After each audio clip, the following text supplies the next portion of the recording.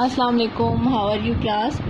आज हमने chapter number 4 start करना है और चैप्टर नंबर 4 की 4 एक्सरसाइज हैं और मेथड सारों के एक जैसे हैं, मतलब कि सारों के क्वेश्चंस एक जैसे हैं, सिर्फ छोटे छोटे पॉइंट हैं जो सब में डिफरेंट हैं।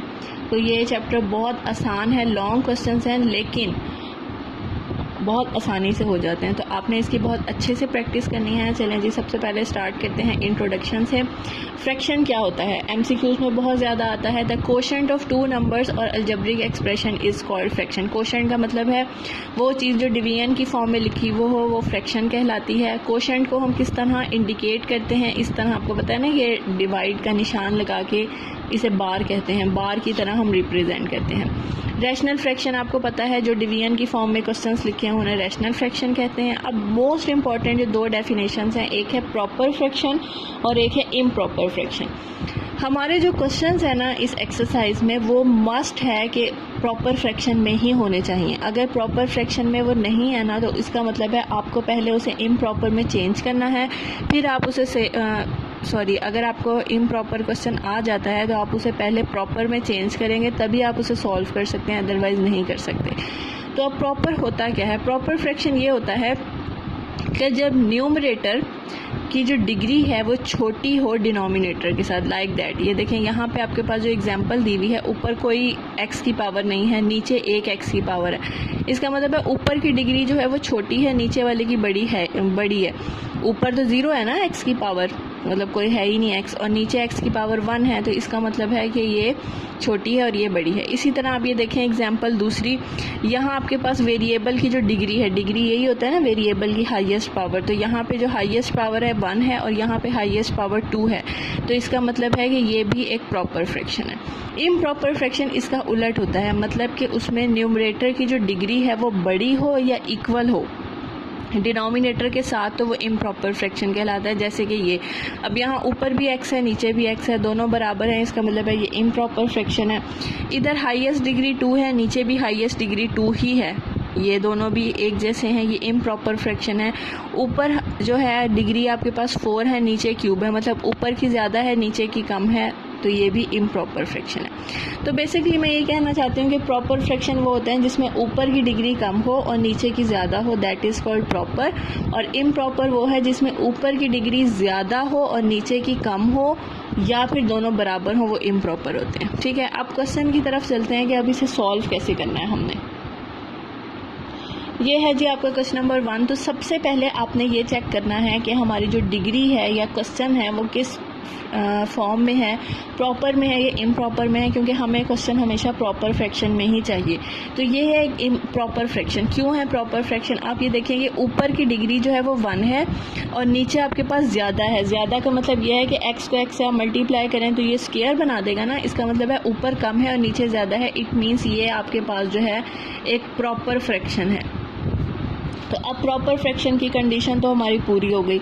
अब इसे सॉल्व करने का तरीका ये होता है, क्वेश्चन है resolve into partial fraction. Partial fraction का मतलब ये होता है कि ये जो आपके पास ब्रैकेट्स हैं ना, इन्हें आपने अल्फ़ाबेट के साथ अलग कर देना है। मतलब फर्स्ट ब्रैकेट को आपने a के साथ लिख देना है, दरमियान में हमेशा प्लस का साइन आएगा, और दूसरी ब्रैकेट को आपने b के साथ लिख देना है। अगर 3 ब्रैकेट्स होती तो एक और अल्फ़ाबेट आ जाता c। तो इसका मतलब है कि ये हमने पार्शियल फ्रैक्शन की फॉर्म में इसे चेंज कर दिया है। अब हमने इसे रिजॉल्व करना है। दोबारा से मैं आपको बता देती हूँ, पहले आपने क्वेश्चन को चेक करना है कि वो प्रॉपर फ्रैक्शन हो। अगर वो प्रॉपर फ्रैक्शन है तो आपने उसे अल्फ़ाबेट के साथ अलग कर देना है। जो 2 ब्रैकेट्स हैं, एक को a के साथ लिख देना है, एक को b के साथ लिख देना है। करने के बाद अब आपके पास ये जो है ना नीचे चीज़, आपने इस चीज़ को सबके साथ मल्टीप्लाई कर देना है। कैसे, ये देखें जी, x + 1 x - 3 multiply with 7x - 1 -9 x + 1 x - 3, इसके साथ भी मल्टीप्लाई कर दिया।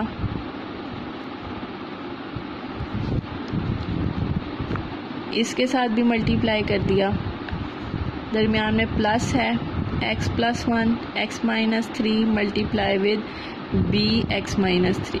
मतलब जो क्वेश्चन में आपके पास जो भी ब्रैकेट्स, जितनी भी ब्रैकेट्स होंगी, उन ब्रैकेट्स को आपने इसके साथ, इसके साथ, इसके साथ, सबके साथ मल्टीप्लाई करके लिख देना है। करने के बाद अब आपने कटिंग स्टार्ट करनी है। ये आपस में कैंसिल आउट हो जाएंगे, ये कैंसिल आउट हो जाएगा, ये कैंसिल आउट हो जाएगा। अब रिमेनिंग वैल्यू जो आपके पास बचती है 7x - 9, इधर से आपके पास बचता है a, आप पहले लिख दें, अल्फ़ाबेट पहले लिख दें तो ज़्यादा बेटर है, प्लस b x + 1।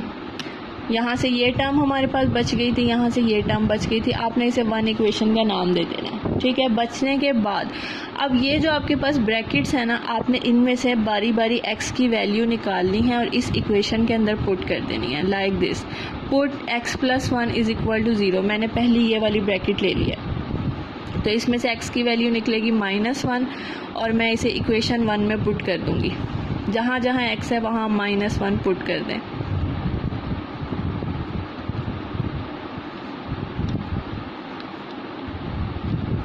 ठीक है, ये इस जगह पे मैंने जहाँ जहाँ x था वहाँ -1 पुट कर दिया। पुट करने के बाद अब इसे सॉल्व करते हैं।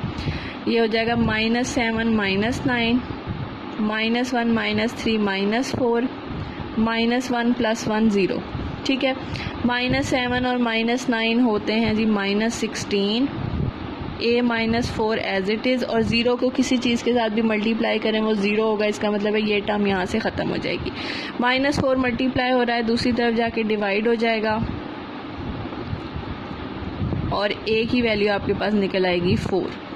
इसमें आपने यही करना होता है कि इन ब्रैकेट्स में से ना इन अल्फ़ाबेट की वैल्यू निकालनी होती है जो आपने यहाँ पे फिक्स किए होते हैं। तो a तो निकल गया, अब b रह गया। तो अब आप ये दूसरी ब्रैकेट ले लें।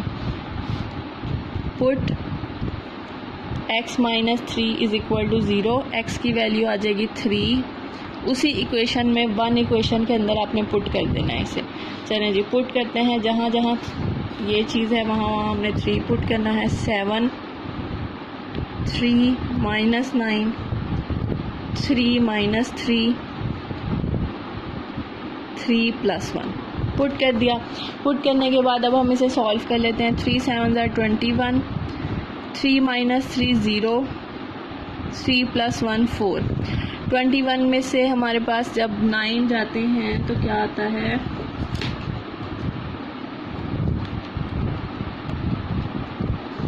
12। 0 जो है वो आपको ख़त्म कर देगा। 0 किसी के साथ भी मल्टीप्लाई हो तो वो चीज़ 0 हो जाती है। यहाँ से b 4 बच जाएगा, 4 उधर जाके डिवाइड हो जाएगा और b की वैल्यू आपके पास आ जाएगी 3।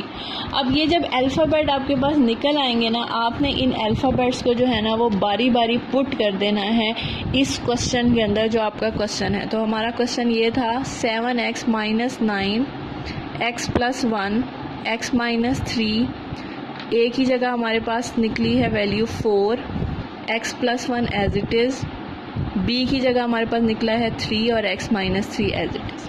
ठीक है जी, हमने क्या किया कि इन क्वेश्चंस को जो है हमने इन वैल्यूज़ को जो है आपने इस क्वेश्चन के अंदर पुट कर देनी है। दोबारा से बता देती हूँ क्योंकि अब जितने भी क्वेश्चन हैं ना सारे हमने ये इसी तरह ही करने हैं, कोई चेंज नहीं आएगा। पहले आपने ब्रैकेट्स को अल्फ़ाबेट के साथ अलग करना है, फिर दोनों साइड्स पे मल्टीप्लाई करना है, फिर बारी बारी इन ब्रैकेट्स में से x की वैल्यू निकालनी है और फर्स्ट इक्वेशन में पुट करके अल्फ़ाबेट्स निकालने हैं और अल्फ़ाबेट्स को वापस इन जो है क्वेश्चन के अंदर पुट कर देना है। क्वेश्चन नंबर 2 जो है वो सेम एज इट इज़ ही है, उसके अंदर ब्रैकेट्स हैं, आपने बारी बारी अल्फ़ाबेट के साथ अलग करना है और उसी तरह सॉल्व करना है। अब क्वेश्चन नंबर 3, आप ये देख रहे हैं कि इस क्वेश्चन नंबर 3 में कोई भी ब्रैकेट नहीं है हमारे पास, तो हम इसमें क्या करें। तो आप ये देख रहे हैं कि ये एक फार्मूला है a² - b²। आपने इस फार्मूले को ओपन कर देना है। कैसे ओपन करना है ये देखिए, हम इसे इस तरह लिख सकते हैं a² b²। 9th क्लास में हमने सीखा है ना। फिर आप इसे ओपन कर दें a - b a + b, ये आपके पास ब्रैकेट्स बन गई हैं। अब सबसे पहला रूल आपके पास ये है कि आपने इसे चेक करना है कि ये प्रॉपर फ्रैक्शन में है। हाँ जी, ऊपर की डिग्री 1 है, नीचे की डिग्री 2 है, इसका मतलब है ये एक प्रॉपर फ्रैक्शन है। अब हम एक क्वेश्चन में 2 दफ़ा इक्वल नहीं आता, इसलिए मैं यहाँ से हटा रही हूँ। अब आपने अल्फ़ाबेट से जो है वो लिख देना है अल्फ़ाबेट के साथ, a के साथ x - 1 और b के साथ x प्लस 1। हमने इन दोनों ब्रैकेट्स को अल्फ़ाबेट के साथ अलग कर दिया। सेम आगे वही प्रोसीजर, इन दोनों को आपने बारी बारी मल्टीप्लाई करना है सबके साथ। x minus 1 x plus 1 multiply with this x minus 1 x plus 1 multiply with this plus as it is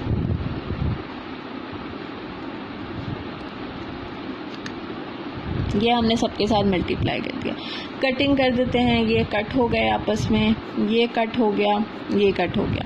remaining value हमारे पास वही बचती है जी 3x माइनस 1, इधर से बचता है ax प्लस 1, इधर से बचता है bx minus 1। This is our first equation. अब आपने इन दोनों ब्रैकेट्स में से बारी बारी x की वैल्यू निकालनी है और इसके अंदर पुट कर देनी है। पुट, सबसे पहले ब्रैकेट में x माइनस 1 ले रही हूँ, x की वैल्यू 1 निकलेगी, हम 1 इक्वेशन में पुट कर देते हैं। जहाँ जहाँ x है वहाँ हमने 1 पुट कर देना है।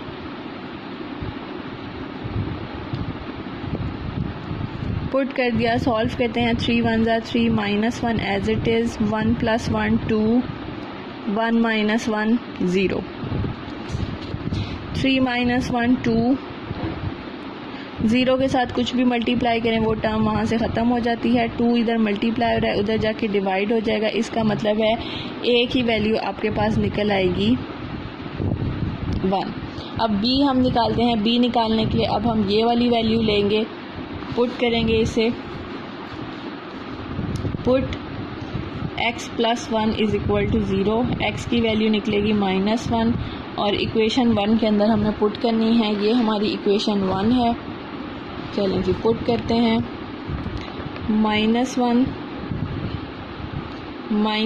प्लस 1 माइनस 1 माइनस 1 पुट कर दिया हमने। पुट करने के बाद 3 into minus 1 minus 3 minus 1 minus 1 plus 1 0 minus 1 minus 1 minus 2, ये हो जाएगा माइनस 4। 0 से कुछ भी मल्टीप्लाई करें वो टर्म वहाँ से ख़त्म हो जाती है। माइनस 4, ये माइनस 2 मल्टीप्लाई हो रहा है, इधर जाके डिवाइड हो जाएगा। माइनस माइनस से कैंसिल, 2 2 ज़ा 4। b की वैल्यू आपके पास निकल आएगी 2। a भी निकल आया, b भी निकल आया। अब आपने वापस इस क्वेश्चन के अंदर पुट कर देना है और यही हमारा आंसर है। और एक बात मैं आपको बता दूं कि ये लिखना बहुत ज़रूरी होता है क्योंकि इसके मार्क्स होते हैं। इस आंसर को लिखने के भी 0.5 मार्क्स होते हैं। a की वैल्यू 1 है, b की वैल्यू 2 है। This is our required answer.